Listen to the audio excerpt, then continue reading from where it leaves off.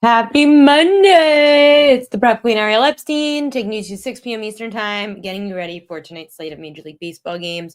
There's really nothing else going on today. If there is, let me know. But we've got Major League Baseball. We got hitter props, pitcher props. Mid-Major Matt going to join the show in about 10 minutes from now, and he's going to be really pissed at me today. Really mad. So stay tuned for that. We'll talk about why. I really messed up this weekend. I don't blame him if he doesn't want to talk to me today. I don't blame him if he's mad at me today. He has every right to be. I messed up. It is against everything Virgo of me to do what I did this weekend. And I messed up. So anyway, I will repent for my sins throughout the hour of this show and hopefully give you guys some winners to make up for how I messed up. No one else would know how much I messed up, just Matt. So I feel bad, but hopefully we get through it today. We've got 3 fishy lines on the slate as well, which is kind of crazy. Obviously, they're not all going to cash, but we're probably going to see a couple of dogs win today. That wouldn't surprise me at all. And honestly, I still don't understand why anyone is betting the Yankees. If you're putting your money on the Yankees, you're just a moron. Stop. They're disgusting. This team is so not disciplined. I understand they're in a wild card spot. I understand they probably might make the playoffs, but they don't deserve to. They're coming off a World Series. I know this has happened in the past where teams get off to slow starts, but they didn't. They looked good to start the year. Then they just crashed and burned the last month. I would rather you just not be able to hit. That makes sense in baseball. When you can't hit in baseball, that's normal. Teams go through cold streaks. It just happens. But you can't not field a baseball properly. You can't have 16 errors in 3 days. You can't get swept by the Miami Marlins. You can't go through the trade deadline, have all these great acquisitions that everyone's applauding you for, and then get swept by the Marlins. The Yankees literally traded for a team worse than the Marlins. Everyone who came over to the Yankees at the trade deadline sucked. And I know that it's a 1-game, 2-game sample size, but they all sucked. And this is so typical Yankees that you get good players and they can't play well in pinstripes. Yes, the Marlins, the second best team in baseball since the All-Star break. Milwaukee Brewers are the only team that's better. So a few Major League Baseball headlines for today. The Astros have lost 8 of their last 10. They travel to Miami. So they get the Marlins, who have the second best record in the majors over the last 6 weeks, dating back to June 22nd. They're 25-10. The Brewers 25-9. Jesus Sanchez is returning to Miami. The 27-year-old is hitting .273 with a double in 3 games since he was sent to the Astros in a 4-player deal.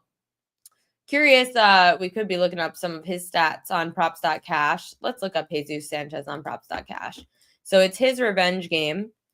And this is still available, guys. Props.cash. You could still do it. Use promo code PropQueen, and you are able to get $10 off your first month and a free premium subscription to the PropQueen.com newsletter. So Jesus Sanchez for Houston, making his first comeback to Miami. So at night games. Well, I don't know if I want to say I guess at home, because it kind of will still calculate then his home games in Miami. Yeah. I know it's a little confusing. I have to talk about that too, the props.cash guys. So for Jesus Sanchez to get a hit, it's minus 220, so that's a little insane. Hits, runs, and RBI is minus 115. The projections on props says hits, runs, and RBI, 0.1 chance. At home, at night, the Astros are getting a right-hander, right? Yeah, Daniel Contra.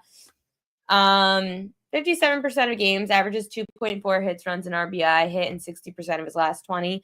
So if you do want to take the approach of revenge spot, Jesus Sanchez going back to Miami, you could go hits, runs, and RBI. Kind of like you're in your old home stadium against your old teammates. It's not so much revenge oh, I'm angry. It's, hey, old teammates, I'm on the Astros now. Look what I could do. That kind of thing. You're obviously friends with a lot of the players that you played with. So again, just an approach. I know people like to play those spots where someone's returning and facing their old team. Jesus Sanchez returning back to Miami today. The Royals take on the Red Sox at Fenway. 6 teams are separated by 5.5 games, with the Red Sox currently in the top wildcard spot. Kansas City is entering Monday, 3.5 games back of Seattle for the final wildcard spot. It is Michael Soroka's birthday today, and he's making his Cubs debut at Wrigley versus the Reds. 3 other starting pitchers who were dealt at the trade deadline are making their debuts. Adrian Hauser, Bailey Falter, and JP Sears. All these pitchers intrigued me in some capacity, so we'll talk about them a bit for pitcher props later on in the show. The Tampa Bay Rays, they begin a 14-day, 12-game trip starting in Anaheim, and then they go to Seattle, Sacramento, and San Francisco. The Rays have lost 15 of their last 18 games on the road currently. So the way that the line moved on Tampa, not really much. It was plus 110 on FanDuel last night, my plus 106 today. But they start a really long road trip of 2 weeks across the West Coast, and they have been terrible on the road, the Rays. The Dodgers host the Cardinals tonight. Max Muncy is expected to return from the IL for his first game since July 2nd. He had a knee injury. So those are some Major League Baseball headlines to get to. And we'll talk some MLB with Mid-Major Matt, who I told you guys at the beginning of the show definitely has a right to hate me today and be extremely pissed off at me. And I was wrong, and bad girl. Bad Ariel. Again, we'll talk about that when Matt comes on. I really have to send out a tweet. Everyone missed my rant on the Yankees. But before I get to Matt, the biggest thing happened to me today in regards to football season. When this happens and football is getting closer, there is one thing that I wait for, and it is not week 0. It is not training camp. It is not the preseason games. It's not Hard Knocks, which is completely oversaturated now. It is this baby. Warren Sharp, thank you for saving me every year. I've been getting them for the last probably 4 years. This thing, the encyclopedia to preseason football. So I'm really excited because I have to start reading this. I hate summer reading, but this is the only thing that I will summer read. The back says a good book. Go to Warren Sharp's website. If you need, this has helped me with so many NFL futures to start my preseason. A lot of my preseason futures are all from here. And a lot of my week 1 and week 2, for example, the reason that I had the Patriots to upset the Bengals last year in week 1 was because of that book. Warren Sharp's book was hey, the Bengals, their defensive line sucks. They can't stop the run. The Patriots, the only thing that their one-dimensional offense could do with Jacoby Brissett under center was run the football with Ramondre Stevenson, and that's exactly what the Patriots did. They ran the football up the gut on the Bengals. They ran the clock out, and they ended up upsetting the Bengals in week 1. So definitely go and get Warren Sharp's book. We'll talk about this more a little bit later in the show, and I'm going to have some preseason futures to give out throughout the next few weeks. I'm really excited. Football's almost here. The NFL season's still a month away, but college football is coming up. And the guy coming up next is not only my go-to for Major League Baseball, but he is my go-to for college football. And he's one of the only people in the world I would ever trust with college football props, because college sports props, horrible. So let's bring him on. Mid-Major Matt. I am so happy that he's on the show today and talking to me, because I really didn't think that you would. It's okay. I mean, I was mad at the time when I got home late last night from the beach and being on vacation and seeing a bunch of empty spaces in the spreadsheet. But I mean, I got over it and I filled it in, and that was it. So Matt texted me on Friday and said, you're going to have to take care of Bay this weekend, which is the strikeout prop spreadsheet, which is now the MLB pitcher prop spreadsheet, because Matt added a ton of props for anything pitcher related. So Matt said, take care of Bay. I said, no prop. Friday, I did nothing. I stayed in. I did Friday night, spreadsheet done. Saturday morning, props are all in there. Saturday morning, props were done. Saturday night hit. I went to dinner, and then I forgot about the spreadsheet until this morning. And I texted Matt and said, I am so sorry. I effed up. It is on me. But Matt, I literally checked the spreadsheet this morning and it was filled out miraculously. And I'm like, Matt saved our ass. We would have missed the day. Yeah, Anywhere the to my Action fault. Network's app had the props still up even after the games. Like they had all the whole day. So I just, went over that. I mean, I didn't do the FanDuel had one thing and DraftKings. I just used the stationary number for all of them. But yeah, Action Network saved my butt there with that because they had all the old numbers. Whatever. It's fine. I'm going to get over it. I'm not over it. I'm glad you are. I'm not yet. But anyway, no one cares what I have to say. Before we get to Major League Baseball, sorry, I was seeing that Grayson Rodriguez to undergo season-ending elbow debridement surgery. Before we get to Major League Baseball, there's been a lot of football headlines in the NFL, college football. What has caught your eye that has maybe had an impact on futures? Terry McLaurin. I really think the Commanders' offense without Terry McLaurin is just ordinary. It's okay. Like Jaden Daniels is a magician, and hopefully he doesn't have the CJ Stroud thing this year where he goes bad the second year, or at least plays poorly the second year. But if you have Terry McLaurin, everybody else goes to their good roles. Debo becomes the number 2. Zach Ertz becomes a very nice secondary piece. The running game is okay, but it's not the main thing you rely on. But no Terry means Debo's number 1. So the gimmick plays that they run and putting him in motion and trying to get him in space, you can fix that a little bit more. You can cover that a little bit more. Noah Brown becomes a number 2, and he's not really a number 2. And then who knows who's number 3? It's Luke McCaffrey maybe, or KJ Osborne or Michael Gallup. And so Terry McLaurin is changing my outlook on the Commanders. I mean, the Eagles might win that division by 2 games or more if Terry McLaurin's not there. So I think that's huge. And I think both sides are pretty firm in their stuff. So I don't see him coming anytime soon. I think he will sign before the season, but if they don't have Terry McLaurin, then I think their offense becomes a whole lot worse than it is right now. What do you think of the odds of McLaurin getting traded? I think it's about 2%. I really do. The Commanders have had a great run. So they get rid of Daniel Snyder. They make the NFC Championship game last year. Their quarterback is awesome. They have a decent offseason. I think they messed up this offseason, but whatever. They then find out that RFK is most likely going to be their stadium in 2030. All this positive stuff. Are you going to ruin all of that by not signing one of the top 5-6 receivers in football? Terry McLaurin is that guy. I love Terry McLaurin as much as an Eagles fan could love a Commander, but he is that guy, and he's probably due at least most of what he's asking for. We've also got drama with the Dallas Cowboys. I mean, your NFC East my dog is drama. Marley, stop eating wires. Your NFC East has a lot of drama because Micah Parsons also having some issues with the Dallas Cowboys and his contract.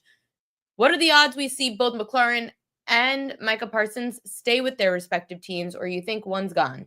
No, I think they're both going to be there. I just think Jerry is going to be stubborn and not sign Micah and just kind of keep him there. He has no incentive to trade him. And Jerry didn't make billions of dollars by, giving in to other people. Jerry's going to be stubborn.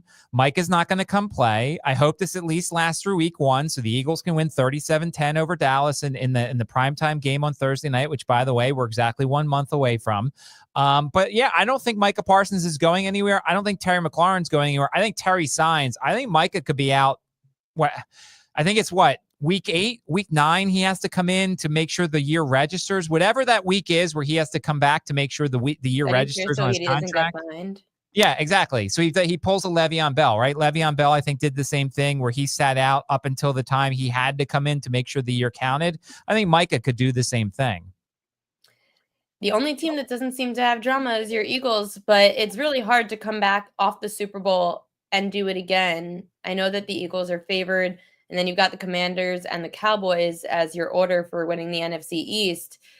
How much are you worried about either of those two teams taking over the role of the champs of the East? Well, I mean, first off, one of the first win totals I took is the Eagles under. I mean, the Eagles schedule is impossible this year. Every road game is going to be tough. There's 1 or 2 places where they might get wins. The Raiders, I think they can beat at home. I think they can beat the Giants at home, and certainly, beat Dallas at home, and probably the Commanders at home. But the road game at KC week 2 is tough. Granted, they get an extra day to prepare, not as much of time as they would because the NFL loves the Chiefs and they play Thursday instead of they play Friday instead of Thursday. But like they get the Bills on the road, they get so many tough teams this year. I think they're going to be good. I think they might be as good as last year, but the record won't show it this year because the schedule's so tough, and that's why we love the NFL. They don't let you have these dynasties rather easily. The reason why the Patriots had a dynasty was they had an easy AFC East, and that was 6 wins every year. That's why KC for the longest time was so good because everybody else in that division was terrible. But like the NFL does its best to make sure dynasties can't happen year after year. So Earl has an interesting question about Saquon, and you are an Eagles fan, but just so everyone knows, Matt's an Eagles fan, but he lives in like the DC, like the Virginia, DC area. So he does radio and covers a lot of Commanders. So that's why he knows not only the East well because he's a fan, but he covers it a lot for media as well. So Saquon Barkley, he obviously had a 2,000-yard rushing yard season last year, and now this year his prop's down to 1,500.5. Jalen Hurts' passing yards prop is much higher than he threw for last season. Are we expecting then the drop-off in Saquon season long and the uptick in Jalen Hurts? What are your thoughts? Yeah, I think that they're going to be behind more than they were last year. Last year, they were ahead, and they basically just ran the ball to run the clock away. And so I think that Saquon is going to be – plus, for running backs, I feel like you have to take the unders. Like the overs are so tough because one running back injury, your over's done. And I'm so definitely afraid that this is the year that Saquon potentially gets injured. Like I won't even draft him. If I have the number 1 selection in fantasy this year, I'm taking Jahmyr Gibbs. I think Jahmyr Gibbs, he's gonna be a guy I'm loading up on in terms of touchdowns. I think I'm gonna take his over on touchdowns and all sorts of stuff because I think Jahmyr Gibbs is gonna have. You don't mind a split backfield? I don't, because I think he's the type of guy who can get 60-yard touchdowns, and they don't mind putting him inside the 5. So, like, I think he's the type of guy who can get a whole bunch of touchdowns, but, like, he also is a great receiver. And then I also love CeeDee Lamb this year. I think CeeDee Lamb is going to benefit a lot. I think a lot of people are going to go. We talked about that on VSiN. My producer said at like 9-1, you could get him to be the leading receiver in receiving yards this season. Yeah, I think they'll go to the other guy. I think a lot of people will buy on him more, but I think this just is going to open up CD. Dak's over for attempts, especially on weeks where they're going to lose. I mean, it's going to be money every single time. He's going to throw it 40 to 50 times every single game because Miles Sanders and Javonte Williams are not NFL running backs, and that's their backfield. Like, they should have kept Rico Dowdle. I know he wasn't great, but, like, he was at least better than these two guys. But, like, I think Dak is going to throw it 40 to 50 times every game, and he's going to feed CeeDee Lamb a ton every single game. I'll tell you guys this, one of my favorite season-long props so far is Jalen Hurts over passing yards. I just think he's going to throw the football more. The book's telling us a story by bringing down Saquon's rushing yards prop so much and elevating Jalen Hurts above even the number that he hit last year. Whenever you're putting a quarterback passing yards prop much higher than what he threw for last year, it's telling me the whole story that I need to know.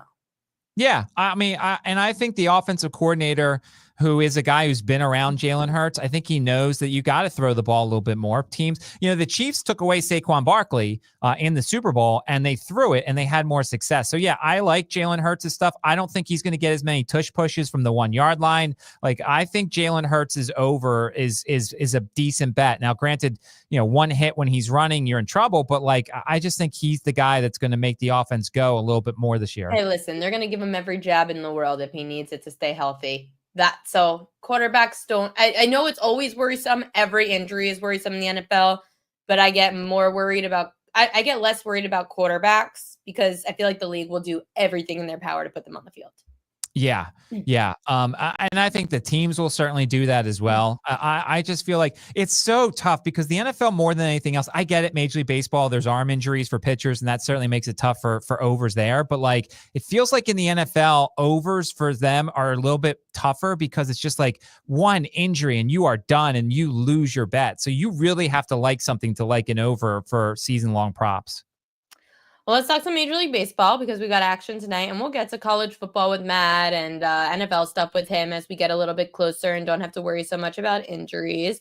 But these are some of Matt's plays, and no overs for Matt today. Sandy Alcantara, who stayed with the Miami Marlins, believe it or not, at the trade deadline. You like him under 4.5 Ks tonight. The Marlins are at home. They're on a hot streak. They're facing the Houston Astros. I saw the line actually move Miami minus 112 to minus 134 against those struggling Astros. But with the Astros struggling, you still don't mind the under on Alcantara under Ks. Why?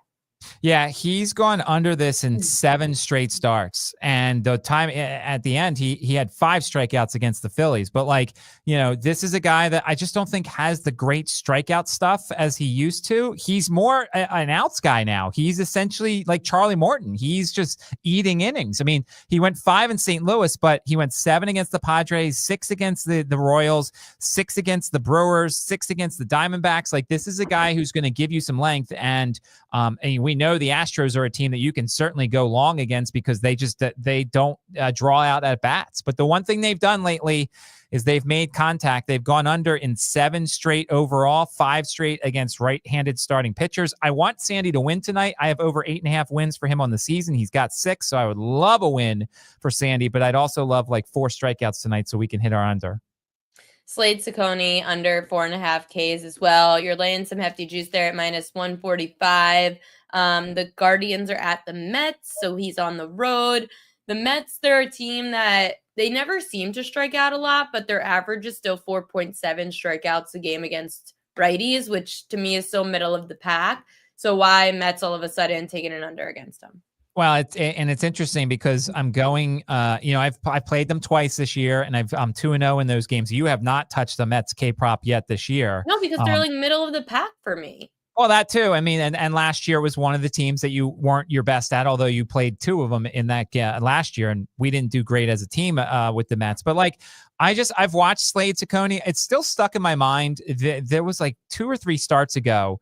He had no strikeouts for the longest time, and then he finally got a strikeout, and he like fist pumped on the mound, and he was like excited by that. But this guy has not struck out as many batters lately. He had only 3 at home against Colorado. You could get 4 against Colorado outside of Coors Field. He had 2 against the Orioles. He had 2 against the Athletics. All these were at home. Now, granted, that means he's pitched a little bit better on the road. He had 9 in Houston. He had 3, though, in Sacramento. This is a guy that I think doesn't have necessarily great strikeout stuff. And I think, I guess I'll trust the Mets tonight to see what they can do. I mean, a lot of the overs that they've had lately, Darvish, Dylan Cease, these are legitimate starting pitchers. The bad ones, they've been able to make contact against. And I think Slade Ciccone is a bad pitcher. I love when you say that. And you're like, I think he's a bad pitcher. Winners and losers from the trade deadline. Anybody that you think has any value in the futures market? I mean, look, obviously I like what the Phillies did at closer. I do not like Harrison Bader. I wanted Stephen Kwan, but at least the Guardians he wasn't going anywhere. Right. I feel like the asking price just got to be way too steep between Kwan or any of these starting pitchers. Well, yeah, but I would have liked maybe Ryan O'Hearn and maybe Ramon Laureano, maybe the trade that the Padres made. I think the Padres, I put a little money on the Padres to win the World Series. I mean, when you can shorten a game to 6 innings and you go to the 4 horsemen and now you have Mason Miller, I think that's really good. And I think the Padres to win that division and to win the World Series, their offense scared me a little bit, but they did address it. You are the third person to say this to me. What? Padres. To win the World Series. You don't seem happy about that. Why are you not happy? Did you bet against them or something? No. So I was on VSiN all week last week on Money Moves with Stormy Benetoni. And 2 respected people, Mike Palm, who's the VP of Circa, and Will Hill came on the show. And now you 2 telling me Padres. And I put up a poll last week and said, this is the 4th year it would have been that I would have bet the Padres. And I decided I'm not doing it because all 3 years I lose. I bet them to win the pennant. I bet them to win the World Series. I doubled down last year on them at the All-Star break. Barking dog, she wants to eat. But everyone's talking about the freaking Padres, and I'm just so annoyed at them because every time I bet them, they lose. Well, as long as those weirdos that did the dance during the Phillies series don't show up and do their little dance again, maybe they're going to be successful. But I just think that when you have a bullpen like they do, it really helps because, you've seen it. These starting pitchers don't go as long in the playoffs. Like, managers make moves differently in the playoffs. And in a short series, if you can trot out 5 different bullpen guys who are shut down, they have a pretty good home field advantage. Now, I don't love their starting pitchers. I don't think Dylan Cease is great. Nick Pivetta has been good. That, I think, is going to hold them back. But I just feel like you can get 5 out of those guys and then just bring out some tremendous arms from the right and left side. Their lineup is a little bit better right now. They got rid of Maldonado. So, like, our K props are a little bit safer. The unders are now a little safer because Martin Maldonado is not there to strike out. But I don't know. Part of it is me not wanting to bet on the Phillies because I'm not a homer. But, like, I think the Padres did a lot, and I think there's some value in them to win the World Series. Of course there's value on them. There's always freaking value on them. And the book always knows that the Padres are going to blow it, and I'm going to be pissed because I'm going to fall for there being value on them every freaking year. I don't know. I still haven't done it yet. I'll figure it out. Okay, one more thing popped up about football. If you're done with baseball, anything else in baseball? So the only other thing I would have done today was I would have played the Quinn Priester over 4.5 today, but the weather in Atlanta looks horrendous. And I don't even know why. I feel like they should have postponed the game by now, but, like, even if they start it, we could have a Bristol situation where, like, the game starts and then Quinn Priester is wasted because the rain delay happened. So I would have loved Quinn Priester today over 4.5, but the weather is just miserable in Atlanta tonight. You know, I hit an under last week because of rain. Yeah, I think it was Stroman's last. I think it was Stroman. I think it was his last outing as a Yankee, and I had under 15.5 outs, and they ended up calling the game. No, they delayed. That was the Yankees-Rays game that they delayed for like 4 hours last week, and they ended up playing. It was I think it was Thursday, that day game. Whoever pitched that day, whatever that Thursday, I think it was that Thursday day game at 1:00. They delayed the game, and I had the under 15.5 outs, and it cashed because obviously after a 4-hour delay, the starting pitcher is not coming back. It pays to look at the weather. I know people don't want to do that, but, like, if you can take advantage of the weather. Plus, you'll know whether the wind's blowing out or in Wrigley. You'll know if the wind is blowing out in Sacramento. You'll know if the wind is blowing out in Tampa Bay because we have to pay attention to that now because they're outdoors. So, like, you got to look at the wind at the weather nowadays. Bristol was a disaster. I saw hot dogs without buns. Like, how does that happen? And there was like limited concessions. I don't know. All my people at MLB Network this morning were hyping it up, and I'm like, social media did not look like it was a good thing. They said it was the Fire Festival of Major League Baseball. I wonder if they're going to try it again. They should. Logistically, they had 90,000 fans there. I know, that's why, and it looks good. And I think we should be playing baseball games in different stadiums. Heck, let's go to a different planet. I don't know, but, like, we should try putting baseball in all sorts of different places and trying to make it look cool, so that way people will pay attention to it. Especially people who probably don't watch baseball, but they clearly went to Bristol to see it at a track. Okay, last question, football question, because I just saw this pop up. Travis Hunter is listed as a starting wide receiver and second and third string cornerback for the Jags. Where do you see Travis Hunter? And then I have a follow-up question after this. On that team, I think he's got to be a starting wide receiver because other than Brian Thomas, the rest of the wide receivers aren't great. And I see De'Ami Brown there, and I, watched De'Ami Brown with the Commanders. He was okay, but he never really became anything. So I think they're going to be tempted to use him more as an offensive guy and then sprinkle him in as the second or third corner, maybe in dime packages or some of the other packages where you need a whole bunch of corners. Next question, which Stormy asked this on VSiN last week, and I actually was genuinely confused.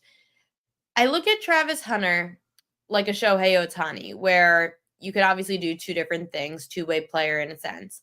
But in baseball, you could just be MVP. In football, that option's not going to exist for Travis Hunter. Like, is he an offensive or defensive player? If he's that good at both positions at the NFL level, what award does he get? So I would think he'd be, offensive rookie of the year. I think he's going to play more offense than defense. And then, I don't think we're going to have to really worry about it because I don't think he's going to be good enough to be offensive player of the year. And I don't think he's going to get enough interceptions to be defensive player of the year because remember, if you're a really good corner, you're going to have no statistics. So, like, I don't think he could ever win defensive player of the year. Yeah, but if he's like above average at both positions, then don't you, like, maybe he deserves an award for being above average at both positions. But what award? And there's no, I mean, there's MVP. I mean, he could, if He's he's not really winning that an good. MVP, but like, what is he like rookie of the year wise? What do you get? If you're going to bet on him to be rookie of the year, I would take offensive rookie of the year, unless we start seeing towards the end of camp that he's playing more defensive snaps, which we might. He's playing more offensive snaps right now, which makes me think that he's going to do more on offense. And if he does more on offense, then he should win the offensive rookie of the year. And the voters will remember what he does on defense and help him out when it comes to offensive rookie of the year. So I think offensive rookie of the year. So like it leverages one. Right. That's Yeah, so I wish you could. We've never really seen this before, have we? We have not. No. Joe Dollar thinks he's overrated. Well, so here's the thing I think is going to be interesting for him. Like, he was so much more athletically gifted than everybody he played against in college. But going to the NFL, like, everyone's athletically gifted in the NFL. Like, you're not going to find a lot of matchups where you're just going to go out there and just beat the guy because you're faster, stronger, and all that stuff. Travis Hunter's awesome, don't get me wrong. But I feel like he's going to have to learn how to be more cagier, how to be more like, make little moves here and there, like, push off at times if he has to without getting it called. Like, he's really good. And I think he relied on all his athleticism in college, and that got you by. Like, this is the case with a lot of people. This is why we see like the Tyler Hansbroughs and the Oscar Tshiebwes and like the other really good college basketball players fail in the NBA, because you're not better than everybody in the NBA. Like, you're worse than a lot of these people. Travis Hunter's going to go to the NFL, and he's no longer going to be able to use those same athletic gifts alone to get by in the NFL. That's why he's going to be good. Don't get me wrong, but he's got to learn how to do little tiny things to help himself out. I know we keep switching between baseball and football, but SimFun M wants to know your fun home run call, since I hate them.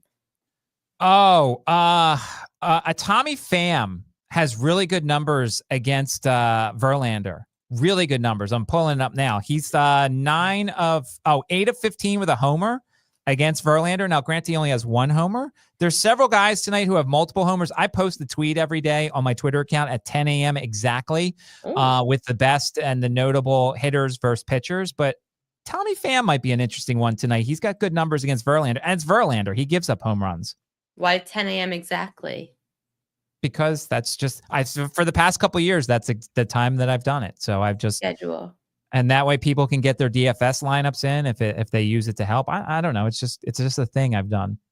See, that's why Matt gets our shit done and I F it up, because he's on his schedule and my schedule always changes and I need to get back in a routine. But that dog who you just saw on my lap, she has really disrupted my flow of everything. But we're getting better. We're getting better. Mid-Major Matt, thank you as always.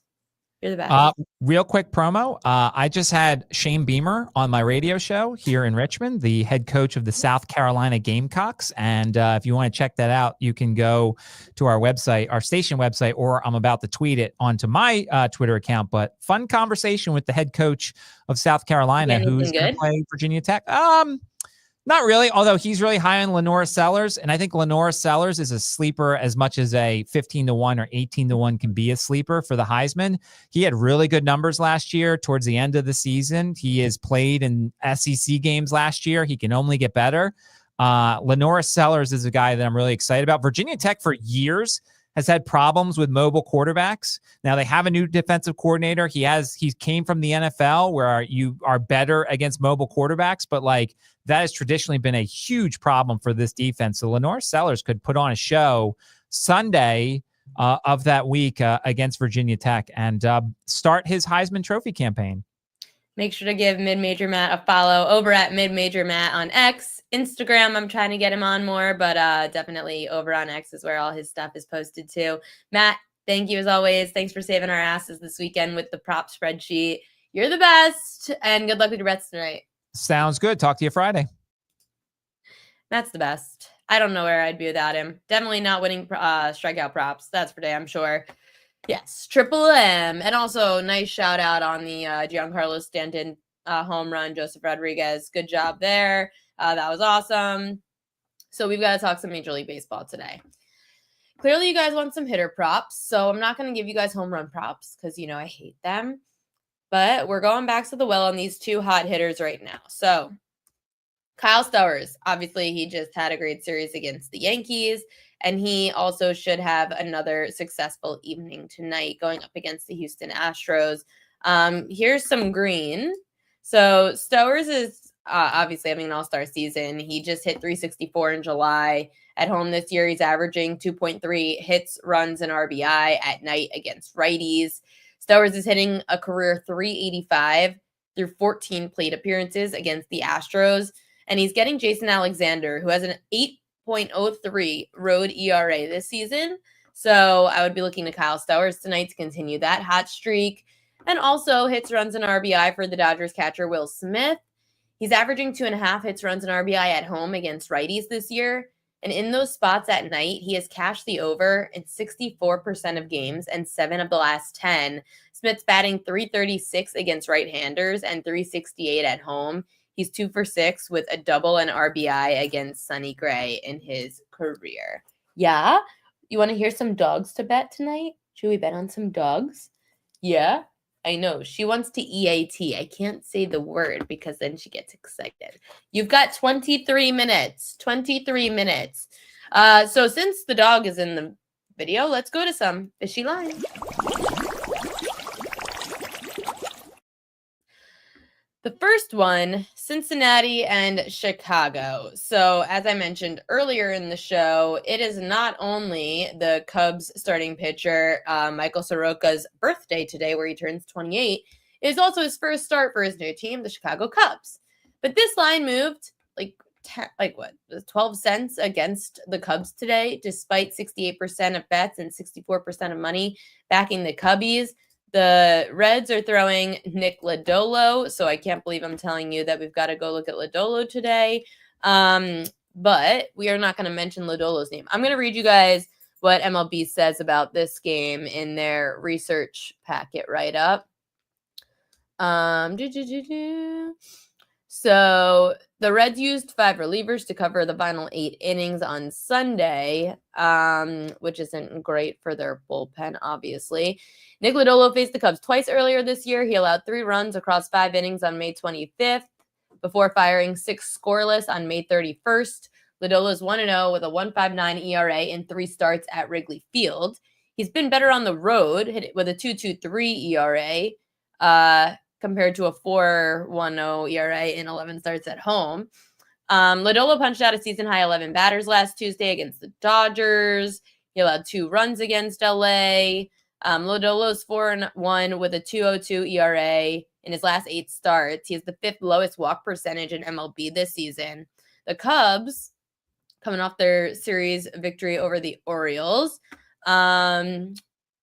Chicago 17-11 against NL Central opponents. Soroka making his first start with the Cubs after being acquired at the deadline.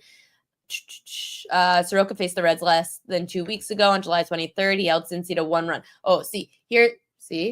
Soroka just faced the Reds, and he limited them to 1 run over 5 2/3. We don't like that. We don't like when you just faced a team and had success. And Lodolo has pitched well at Wrigley in his career. So, hey, just saying. Yep, Soroka. I don't trust him. I don't trust Lodolo either. And again, sometimes these aren't about betting the dog, but sometimes it's just about staying away from the favorite. So the fishy line is just saying, hey, the favorite is fishy. Stay away. Or you could bet the Reds. Or you could take Reds first 5 if you don't want to deal with the Reds bullpen, which clearly is taxed after having to pitch most of yesterday. This next fishy line is pissing me off. How are you idiots still betting the Yankees?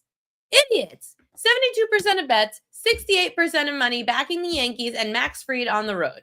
You morons. Get off of this bandwagon. First of all, obviously sharps are against the Yankees because they suck. They can't, it doesn't matter. Just got swept by the Marlins. Sure, they'll probably win today because I'm just trashing them. But let's see.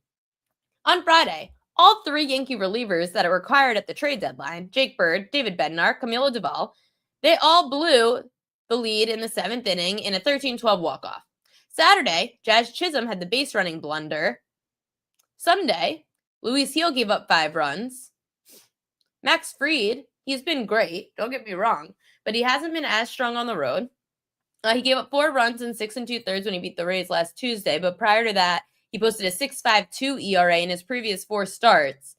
The Rangers just struggled too, but they won 11 of 13 prior to their road trip. They've won 10 of 11 at home since the start of July.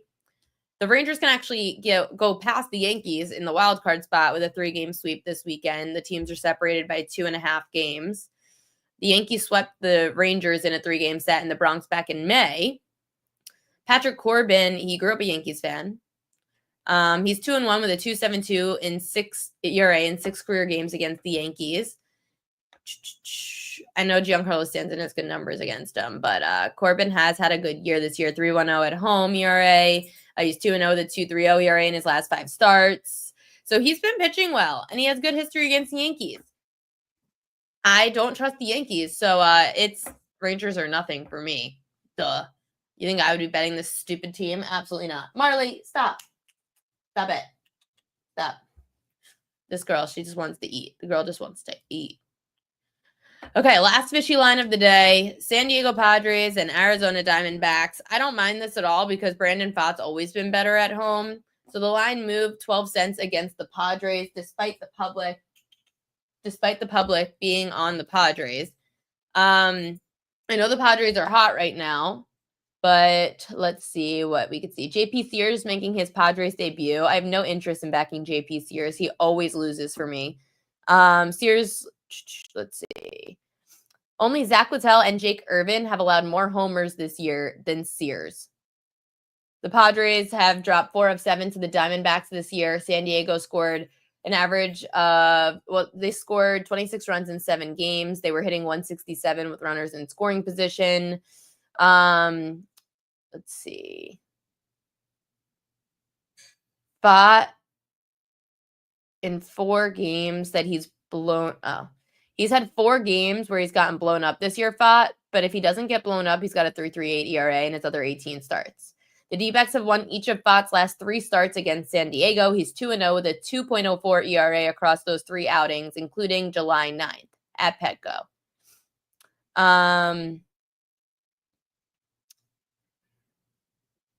Oh, wow. Nestor Cortez expected to make his Padres debut on Wednesday. That's crazy. But anyway, so I don't trust JP Sears. I trust Pfaadt at home. I wouldn't trust Pfaadt on the road. So that's another dog. Woof, woof. Right. Marley, come here. Come here. Come bark. She just wants food. She just wants food. How can you bet on a team who quit? Don't we all? What, you're never going to bet the Diamondbacks again this year? Yeah, D-backs first 5 of anything. Or don't bet them, but just stay away from the Padres. That's the thing. Just stay away. I told you guys, fishy lines aren't just about betting the dogs. It's also about just staying away from favorites that are gross or teams like the Yankees. Just stay away. Stop. Until the Yankees prove that they know baseball fundamentals and can field a freaking baseball, please stop betting them. Like, enough. I don't care if your pitcher's good. I don't care if it's Max Fried, who I also do not trust with the blister. I don't trust Max Fried right now, even though I'm about to tell you guys that his strikeout prop's not too bad today. Nothing Yankees intrigues me because when you've got a terrible defense behind you, screw them. I'm done. I'm done until they prove otherwise. Okay, 4 pitcher props that I would keep an eye on tonight. I really don't like the Fried one, but I'll tell you why I have it in here. First, let's go to Casey Mize, under 4.5 strikeouts. So Mize has gone under 4.5 Ks in 3 of 4 games this year against low K rate lineups. I don't normally like the same result to happen twice because he already did go under this against Minnesota. However, Mize faced the Royals twice. They're also a low K rate team, and he went under in both of those games. So Mize faced the Twins twice already, and he went under in the first one, over in the second one. He had 3 and 5. So like right around this number. Righty starters, 31 overs and 54 unders against Minnesota, averaging just over 4 strikeouts a game. 6 of 11 right-handers since the break went under 4.5 Ks against Minnesota. So Casey Mize under 4.5 Ks. Sorry, Michael Soroka. I know it's your birthday. You're going to lose today, and you're going to give up at least 2 earned runs. Soroka's averaging just under 3 earned runs a game even if he's pitched at home. And I know this isn't like home since it's a new team. But the Reds put up just under 3 runs per game against starters this year, with 9 of 12 righties since the All-Star break, going over 1.5 earned runs against the Reds. So Max Fried, it's a bunch of juice, and that's why I don't love it, because it's a lot of juice for a pitcher I don't trust on the road. But he's hit 6 Ks in 8 of 12 starts against teams with high strikeout rates against lefties. The problem is he's only gone over in 3 of 7 on the road. So the Rangers have drastic lefty-righty splits. Lefties, 20 of the 27 lefties to face the Rangers this year, 20 of 27 went over 5.5 Ks. Of the 3 southpaws to face the Rangers since the All-Star break, 2 had at least 6 strikeouts. So this is more of a play on the Rangers because they do strike out a lot against lefties of over 5.5 Ks. Rays righty Adrian Hauser. This is like a plus money play. I think it has good value at plus 135. So I don't really trust Hauser. He's only had 1 outing this year against a high K rate team, and that was the Rockies. He had 6 strikeouts in 8 innings. But the Angels just strike out so much that a 4.5 K prop feels so low. They're averaging just under 6 strikeouts a game against righty starters, with 7 of 11 going over since the All-Star break. So this is, again, just a play on the fact that 4.5 just feels really low. So I would be looking at the over 4.5 Ks for Adrian Hauser. And yes, Fried has been awesome off the Yankees loss this year. So definitely something to keep in mind. But again, I am not betting the Yankees until further notice. Absolutely freaking not. I don't think I have anything else today, but I think I gave you guys everything. Apparently, also in the NFL, Micah Parsons did arrive to practice today. There was a tweet that went out that said he's in his jersey today for practice. Brian Schottenheimer said he wanted everybody to look the same when asked about it before practice. So we'll see there. I'm going to have some NFL prop futures at some point to give out. I just like to wait a little bit for training camp. Yeah, I know. He just like walked around. They're ridiculous, these NFL players. But I get it. They want their money. I don't blame him. Micah Parsons should have been signed so long ago. Again, for anyone that doesn't know, you could get your Warren Sharp football preview. It's super helpful. Really, really great for just giving you guys like all the updates on like what changed since last season, where teams got better, where they got worse, teams schedule, strength of schedule stuff. It's like $30. It's worth it, honestly. You get a digital version too. It doesn't have to be this big thing. It's great. Also, Pikkit is giving out a Pikkit Pro subscription to anyone who signs up using promo code PropQueen. So we're going to choose somebody at the end of the day today to get a Pikkit Pro subscription. So if you sign up using promo code PropQueen, you can be chosen. So just saying. And the Props.Cash deal is still live. Props.Cash. You sign up using promo code PropQueen and you get $10 off your first month, which makes it like $9. And you get a free month of the Prop Queen premium subscription. If you want, you could save it until football and wait, but like you get it for a month. So you get it this month for baseball, preseason futures. They've got NFL preseason futures, which I showed you guys on here before. They've got baseball, they've got WNBA. But if you want to wait till football season, all the power to you, go for it. They'll have NFL props all up and loaded. So it's all props. It's great and it's helpful. It's helped me a ton with WNBA. And it's helped me a lot with the NFL preseason futures. I would not have my preseason futures almost done if it wasn't for Props.Cash. Just like totally shows me like what I talked about with Mid-Major Matt. Like Jalen Hurts throughout his career has gone, I think, the past 2, before last year. So I forget his passing yards prop again. Let me see it off the top of my head. NFL passing yards, Jalen Hurts. 3,200 and a half is Jalen Hurts passing yard prop. And that's a number he went over in 2022 and 2023. Obviously pre-Saquon. Then he had 20. Marley. No. Sorry, guys. Come on. No. She almost knocked over my favorite Derek Jeter sign. So Jalen Hurts went over with 3,700 and 3,800 passing yards in his last 2 seasons before Saquon. So it's like Props.Cash tells you these things and you're like, oh, well, his prop is way over what it was last year. His prop's 3,200 and a half. He had 2,900 last year. That's weird. And Saquon's is 500 yards less than what he had last year. So it's just like kind of gives you a idea And it puts it all in one place as opposed to having to like scour the internet for this info. Marley really wants to eat. She's getting new food today. Tomorrow, I'm going to tell you guys a really cool story about, and I hope I remember, but I do have a really cool story about something that I want to tell you guys about that's in my little collection here of sporting events stuff. So memorabilia. So we'll talk about it tomorrow. I don't have time today, but let's get to Royal Lock.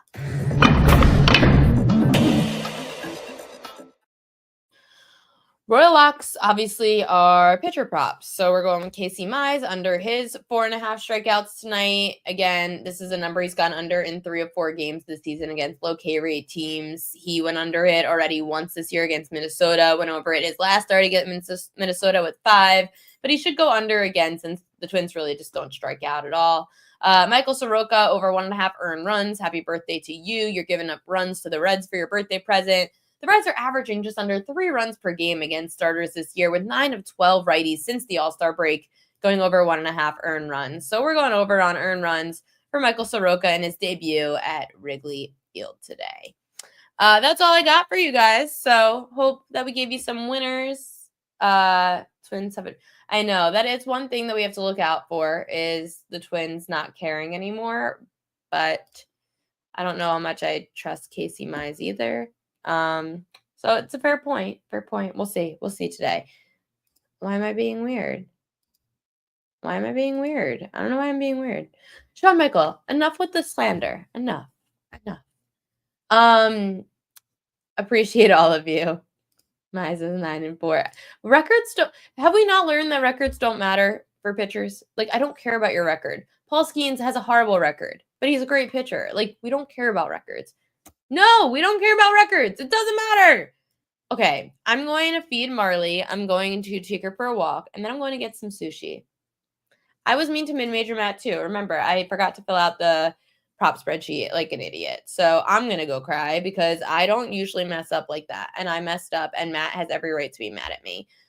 Subscribe to Pikkit. Sign up. Pikkit Sports. Use promo code PropQueen. It's free. It's awesome. And props.cash as well, promo code PropQueen.